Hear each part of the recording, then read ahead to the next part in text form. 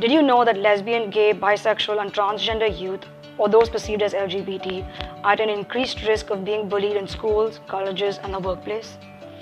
According to a 2015 report by a national anti-bullying and cyberbullying organization for kids and teens in the US, 9 out of 10 LGBT students reported being harassed and bullied. Over one-third of LGBT students are physically assaulted at school because their sexual orientation and gender identity are different from those of heterosexual students. About two-thirds of LGBT students reported having been sexually harassed. Over half of all students report hearing homophobic remarks often at school. Gay teens are 8.4 times more likely to report having attempted suicide and 5.9 times more likely to report high levels of depression compared with their peers. Can you even imagine what is going on in India? In a country where the youth has access to the best of technology but continues to struggle with the regressive mindset of our society. Today, in order to understand the alarming problem of bullying of LGBT youth, we have with us a well-known psychiatrist and counselor who caters to emotional and behavioral concerns of young adults, Dr. Anjali Chhabria. As a child psychiatrist, I see a lot of cases of bullying. And this has always been happening in India. And when I talk about bullying, what I see is that either one child is taking advantage of the other child, or many children gang up together to harass one kid. And this could be in different forms. Now, whereas all children go through this, what I see is that children, especially the LGBT children, go through this a little more. So typically what happens is there could be a young boy who, may or may not even understand his own sexuality, and just because he looks a little, thinner, or maybe his voice has not cracked, the other children may just gang up against him and start saying, oh, this boy is gay and that is why his mannerisms are feminine, and they all start making fun of him. Whereas we also see this happening with girls, that if there is a girl who is maybe a little bit, dressing up in a boyish way, the typical thing that, which is understood by others, so, or if she has really short hair, the other girls may start making fun of her. Or if she doesn't even have a boyfriend. Now, we do not even know whether these children understand their own sexuality, but what happens is, just because they are perceived to be, a gay or a lesbian, or they're confused, the other children may gang up and make a lot of fun about them. They make fun of them in different ways, either by calling them names or even by physically abusing them. This is something which has just come up in the last 10 to 15 years, which is called as cyberbullying. People will post certain remarks. This could be on a picture, or they could just start making fun of one person, but they're not sensitive to understand what happens to that one person who is at the butt of these jokes. I remember a little boy, 11-year-old boy, who was brought to me, and he went through so much trauma that, he stopped eating, he did not want to go to school, he did not want to go by the school bus. And when I spoke to him about what happened, he said that the kids were making fun of him, and every time he entered the bus, they would start saying, oh, ye to gay ladka aaya hai, and a sissy, a ladki, they would keep calling him all sorts of names. And this boy was getting traumatized. His parents probably did not understand, as most Indian parents are still struggling with the idea. They themselves do not know what is happening. So they did not know how to help him. And initially they told him, become brave, what is this? Sometimes they even scolded him. Till one of the teachers told them, the tuition teacher actually said that, why don't you take him for help? And what I did with him was, first I helped to understand what he was going through.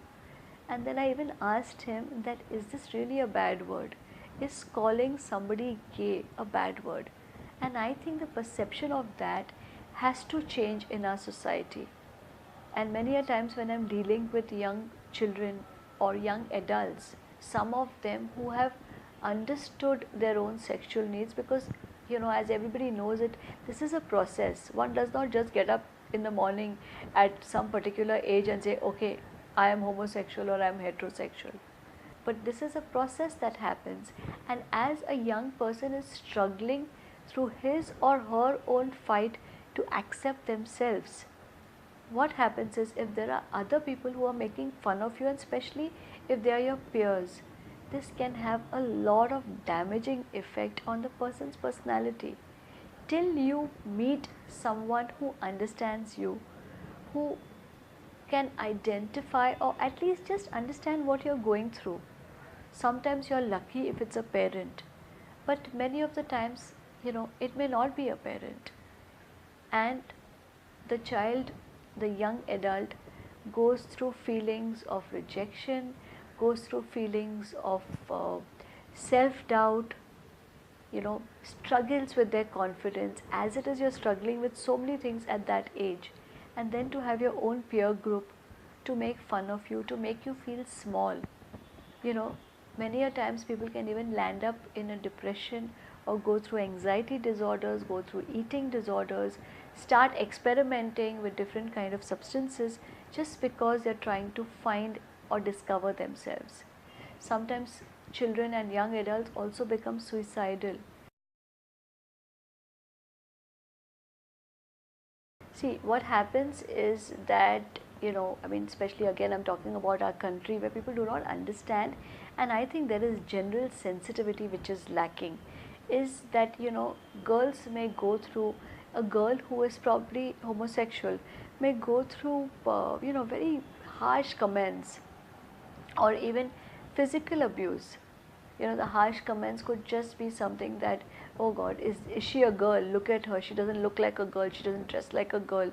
And either boys or her own friends may make fun of her, or even, I remember this one young girl who was forced by a group of girls and said that, no, this is not the way you have to dress up. This is the way you have to dress up. And they actually sat her down and kind of blow dried her hair, and they probably did it because they thought they were trying to make her feminine, because they thought she was masculine.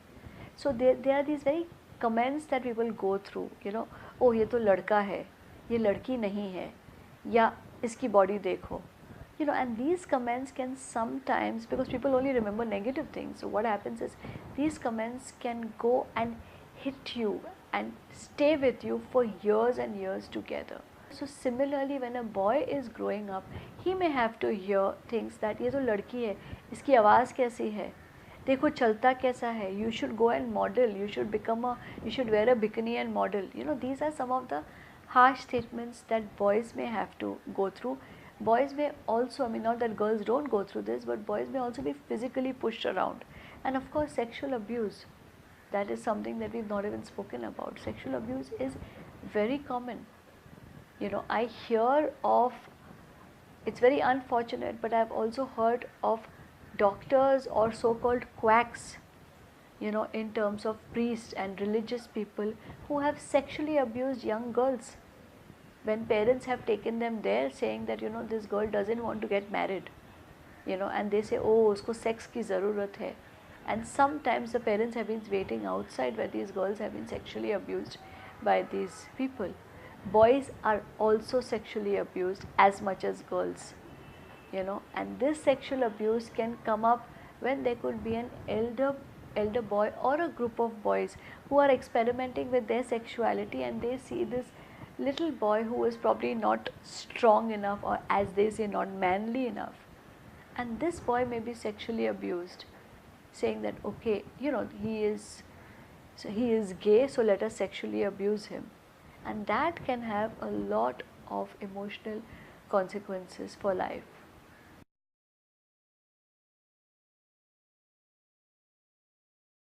Often we have seen is that people who are bullied tend to bully others, and people who are struggling with their own sexuality, own homophobia, may somewhere project this into other people, and hence they may try to bully. So maybe these are their own confusions which they are dealing with, and then they are trying to project it to someone else. So actually the boys who are bullying the others need more help than the people who are being bullied themselves.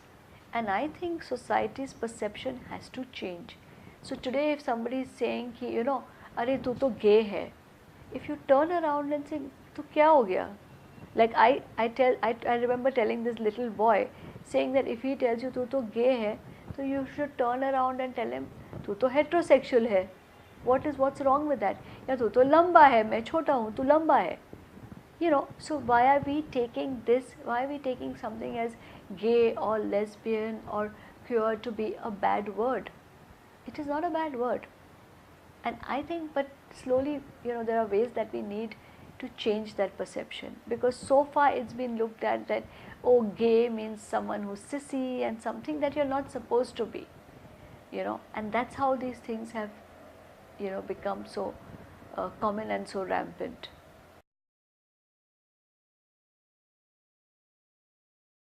See, if we look at India as a whole, definitely education institutions have no clue how to deal with this, because we are still dealing with whether it's a crime or not a crime to be homosexual. As far as parents are concerned, for them it's their fear, that their child would be gay. In fact, I remember at some time, I think a couple of years ago, people would say, "Oh, acha, your boy is seeing a girl. Oh, at least he's heterosexual." Again, as if to say that being homosexual is a crime or is being inferior. But now, with a lot of education happening, with television shows, with movies which are coming up, I think parents are becoming more sensitive. Of course, there are institutions who are, there are very, very few institutions who would be sensitive and who would understand that maybe this child needs a little help and to help them grapple with their own sexuality. But we have a very, very long way to go. And somewhere I think talking about sex and sexuality should actually start in the nursery class, where we talk about sexual abuse, where we talk about respecting, all sexual preferences.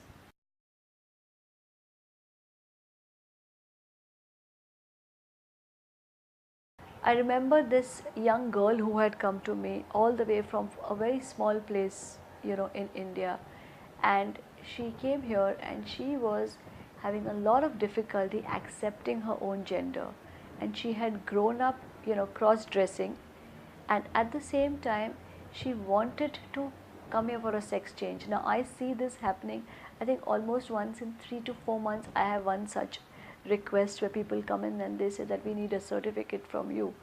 And when I listen to their story, the abuse that they have gone through, growing up, people have teased them, people have commented on them, people have, actually asked them, that have made fun of them all along, and parents have reprimanded them. Parents have accidentally, gone in. I remember this young boy as well. He used to cross dress and he got beaten up for this. Nobody even asked him, why are you doing it? What is it that you're doing? It is just considered to be a crime. And after all that abuse, I also remember this one boy who had tried to mutilate himself because he was so scared. He wanted to be a girl and he thought that the fastest way of doing that would be to mutilate himself. Now, this is the extent that, but the problem is that these are just people who are trapped in a body of another sex. They need help. They do not need to be ridiculed, to be criticized, because the impact that they can have. And with every one such person I meet, one of the things which I do is I introduce them to people who have successfully gone through those stages, because they can help them, much more than I can. At the same time, I try to talk to their parents. Of course, the parents come in and they go through their own stages. But the abuse that these children go through, just for being a misfit in their own body, is something else, which we need special training, which we need our counselors to be trained, our schools need to be trained to identify such children, not to make fun of them.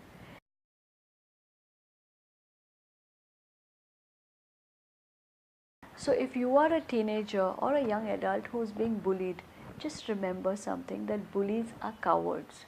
The first thing you should do is stand back, look at them into the face, and if they try to physically hurt you, either hold their hand or report them. because once you do that, at least they will know that you're not scared of them.